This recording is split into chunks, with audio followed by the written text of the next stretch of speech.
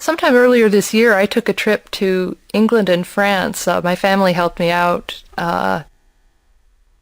because I wanted to go see some friends in France, and I also had 3 people that I went to school with at Oxford. Now, it was a wonderful trip. I really loved it. But one thing that struck me was how different, I guess this would strike anyone whenever they travel, is how different the cultures are from your own. Not just how different they are, but how similar. But I suppose it's the differences that really stand out. One of the things that struck me very much was the difference in attitudes towards smoking. There is, as many people know, there's a growing anti-smoking sentiment in this country, and you see smokers huddled outside of their office buildings in front of doors with their cigarettes in their hands and shuddering, wrapping their coats close about them, shuddering and getting a drag off a cigarette, and almost embarrassed, almost like they're fixers of illegal drugs. And I feel sorry for them in a way, but I don't like smoking personally, so I don't feel too sorry for them. However, when I went to England and France, I got a new perspective on this issue.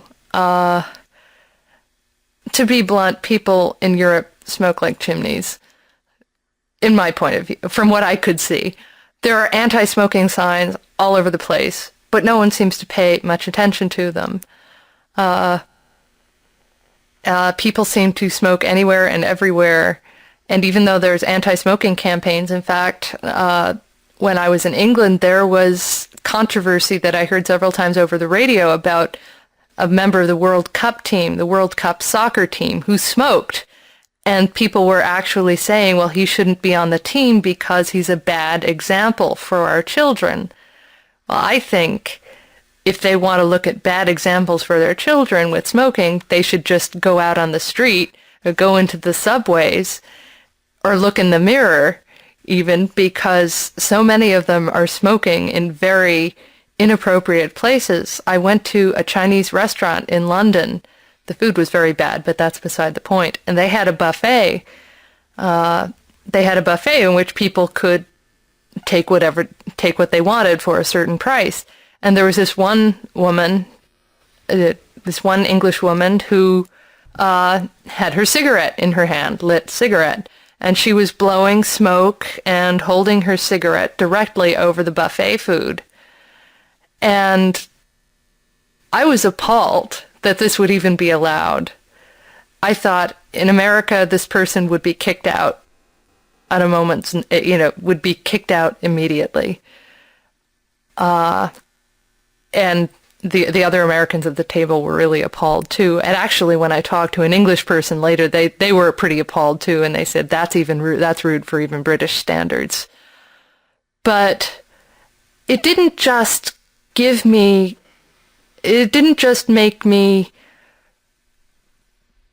feel that the Europeans are bad, and it didn't just have a negative effect. It also had, conversely, a positive effect on my attitudes towards American smokers. There are a lot of American smokers who have attitudes, and they will proclaim their right to smoke whenever they want, and they will chafe, they will complain about anti-smoking rules, but they will follow the rules generally. If they cannot smoke in a public building, if there is a no smoking sign, they will go outside, and they will not smoke where they are asked not to smoke. And in general, they do have consideration for other people, for non-smokers. They will ask, "Can I smoke?" Whereas it seems to me, at least in Europe, that people just smoked. They didn't ask for permission or anything. So this experience in Europe gave me more of a respect for people who smoke in this country. Even though I still don't like smoking, I respect the fact that even when they do smoke, they follow the rules, and try to respect other people's feelings.